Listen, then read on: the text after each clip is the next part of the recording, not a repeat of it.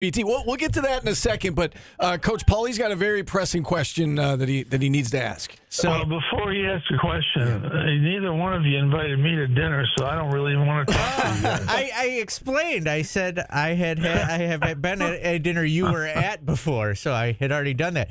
If you could go to dinner with one of our parties, Jim Brown, Carmelo Anthony, and Larry Zonka is mine. Steve's Floyd Little, Ernie Davis, Dick McPherson. Which one would you rather go to? I wouldn't go to either one of them. I don't like your grouping. I'd go with Ernie Davis, Jim Brown, and I would go with Roy Simmons Sr. Oh, nobody knows who's listening here on this phone call, but he's probably really the number one guy in this history of Syracuse athletic department. Nobody realizes that. The man was an unbelievable guy, first of all. I knew him pretty well as a young coach. He coached lacrosse for 100 years. He coached boxing and had many, many All-Americans and great teams. And he was an assistant football coach. He also was president of the Common Council in the city of Syracuse. And one of the only guys Jim Brown mentioned when he was, kind of out of college and in the pros, later he changed a little bit. The only guy he mentioned in his time at Syracuse was Roy Simmons. And then later Jim Brown, Jim modified a little bit and was much more welcoming to his Syracuse career. But Roy Simmons Sr. was really a legend in the true sense of the word, legend in every aspect of what he did. And Ernie Davis, you just can't beat Ernie Davis. To great basketball player, great football player, but everybody that knew him, that I knew, said he was the best, the nicest guy ever. So, those two stand out to me. And Jim Brown's the best that ever played football. You can argue about it all you want, but I'm not going to listen to it, he's the best that ever played football, I think. Love the Roy Simmons edition. That didn't even occur to me, or Roy Simmons Jr. for that matter. I guess you could do Ben Schwartzwalder, too. Right. That's a good point. Coach, second most important question of the day. What temperature do you get your steak cooked to? Medium rare. All right, that's good. Okay. That is the right answer. Anybody that eats it medium or medium well is just losing every inch of enjoyment that you would get from a steak. See, Steve? That's me. So that is me. So yeah, that's you. If you would ever try it the other way, I've gotten a few people to come around, and they all like it much better. I don't want all Some places medium rare is red, like a real steakhouse. It's just red. You have to get it a little bit more than that. Okay. But you want to see better than pink. Pink isn't good enough. It has to be a little bit red. All right. Just a little bit. I'm okay. I would try that. I just don't want it red all over my plate. You got to go somewhere that lets the steak rest. Okay. So you're not getting blood. That's good advice. Yeah, I don't like the red. I like it a little red, but not all red. All right, good advice. All right, let's talk some hoops. And, we heard this announcement earlier in the week about head coach emeritus. We had your son, Buddy, on, and he said, my dad didn't 100% know what that meant, but he wanted to be involved. So what can you explain, what will you be doing?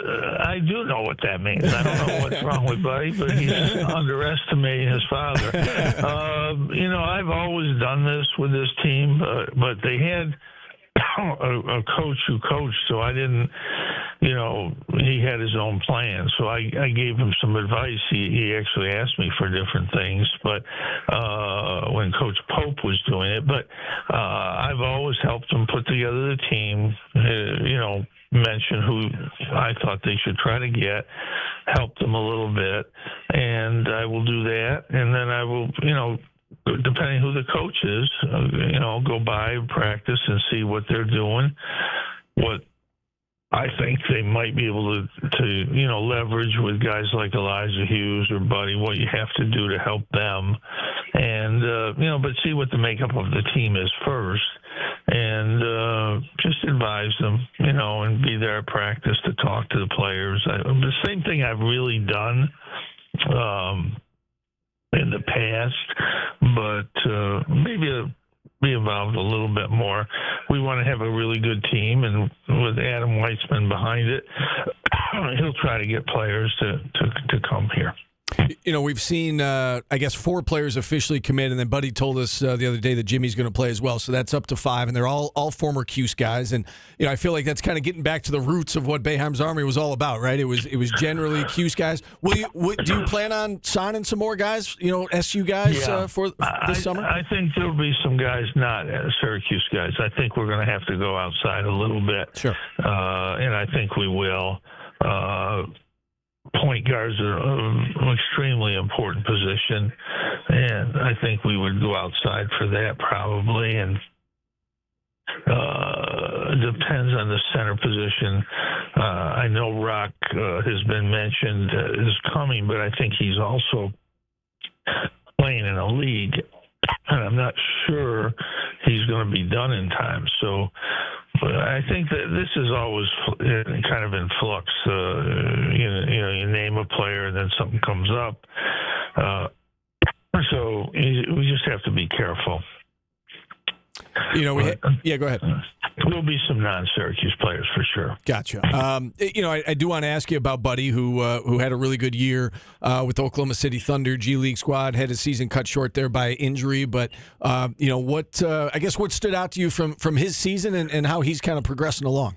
He got better defensively, which is the key. Everybody knows he's an NBA level shooter. In the NBA, when you're the shooter, you don't have to put the ball on the floor a lot. He can a little bit, but in the NBA, they just want you to shoot. They want you to be in the corner, space the defense, and make shots. He can do that, but to get on the floor, you got to be able to contest on defense. You're not going to stop guys in the NBA. They're going to score, but you got to be able to contest a little better. He did that this year. His first 14 games, he shot 43% from the three. He's averaging 15.5 a game. He hurt his thumb. We thought he could play on it. He played 2 months on it with a broken thumb, and his shooting numbers went down. He couldn't catch the ball. He couldn't grip the ball some games. He had a couple games where he felt okay and he made some threes, but overall his shooting percentage dropped down to about 38% because he just couldn't grip the ball. Probably should have had the surgery sooner. He had the surgery about 5 weeks ago. It's been in a cast for 5 weeks, and he should be fine for summer. I think he'll start doing stuff probably around June 1st or so, and then hopefully he'll be ready for the summer league, and then right from the summer league he would come here for TBT. But he had a really good year until he got hurt. He showed improvement on offense and more improvement really on defense, which is what he has to do. But he's going back to Oklahoma City.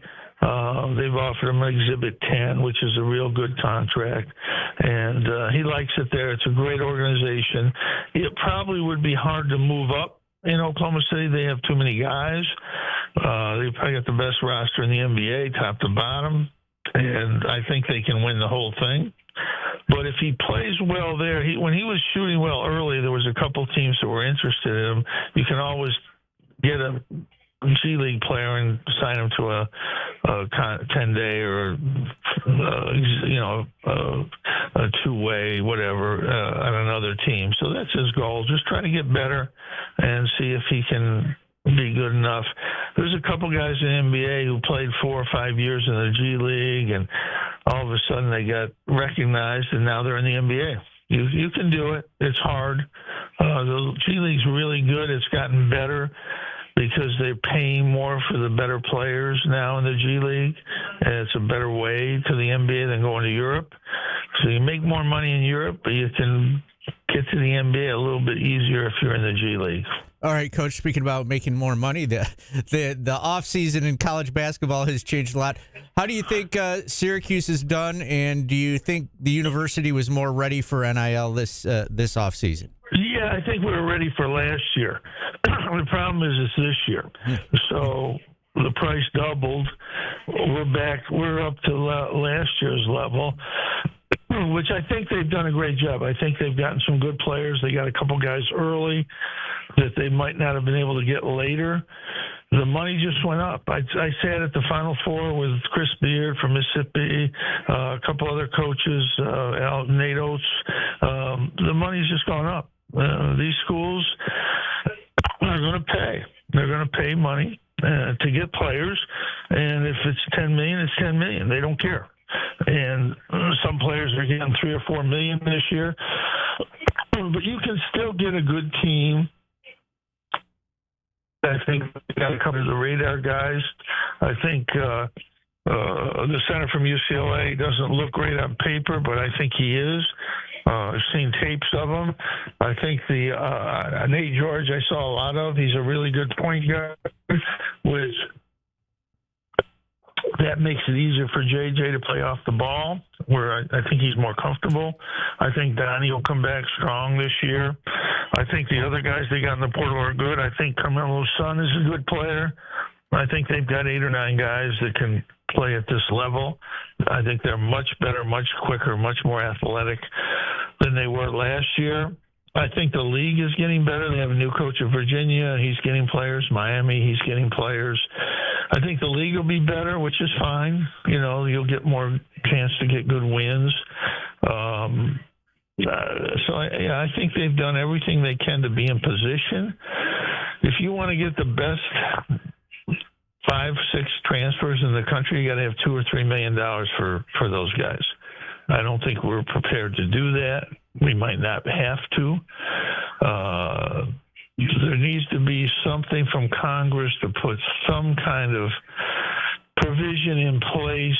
I see that Trump is getting involved now. He wants to. I think he would love to be the guy that solves this problem, and the only way you can solve it is the judge will probably, if the NCAA wakes up and agrees to what she's asked for, which they should do. I can't believe they tried to fight this. Get the judge to put this in place. At least you have something in place. Then I think the government can look and decide if they can put something in place where there's contracts, negotiations. You can't jump year after every year to another place. Some kind of controls in, like they have in the NBA. They have a salary cap. They have contracts. You know, collective bargaining. You got to have all that stuff, or else it's just going to keep escalating. You know, people laughed at me. Jay Billis thought this was a good idea. I said, no, this is just going to escalate.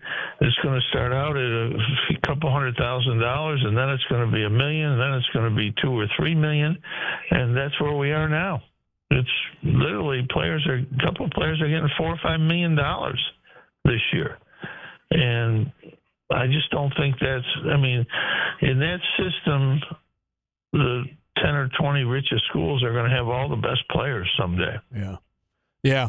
And lastly, Coach, one more basketball question. We saw earlier this week the ACC announced the reduction from a 20-game conference schedule to 18, trying to, help schools, give them some flexibility in the non-conference and beef up their NCAA tournament resume. Do you like the idea? Do you like the move? Well, we talked about this when it first happened. We coaches always wanted to be less, and then if you played those extra 2 games outside, you have the potential. It might not happen, but you have the potential to go 36-0. If you play those 2 games in the league, you're going to go 18-18. Yeah. That's a fact. I mean, there's nothing. You probably won't go 36-0, but you hopefully can go, 30-6, 28-8, something like that, which can maybe get you a win or 2 you need. But look, the ACC has to play better in the non-conference, whether it's 18 or 20. It might help a little bit. But the main thing is you have to play better in the non-conference and get your rankings up there, the net up there, where when you go into conference, you're not already down with a bad net. Because if you have a bad net and you're playing other teams in the conference with bad nets, you can't help yourself. Right. So you have to play better in the non-conference. That's important. And, we've done all right in the tournament up until this year. Up until this year, we've won the most games in the NCAA tournament over the last 6 or 7 years and the most championships. But, this last year was a disaster, and everybody knows it. But I see a bounce back. I think we're better. I think Miami, Virginia better. I think NC State's getting some players. Duke and Carolina are going to be good. Louisville's good. So I think you've seen some improvement already in the transfer class. So I think we'll have 6 or 7 teams next year capable of being in the tournament, and that's a big improvement over 4. Yeah, it makes a big difference. All right, Coach. Well, as we're wrapping up here, my dad just texted, said that his uncle played for Roy Simmons Sr. at Syracuse, loved him, great choice. So for what it's worth, everybody loved him. Yeah. And you guys are just too young, and Yes. that's okay. It's okay to be. It's okay to be young. And I didn't want to go to dinner with Paulie anyway. Yeah, well, we figured. Yeah. It's all okay. Coach, we love you. Thanks for coming on, and we look forward to chatting again as the TBT approaches. Yeah, thank you. All right, Jim Boeheim joining us here on the show. We got to take a quick time out. John Oderna joins us on the other side. We'll talk some lacrosse.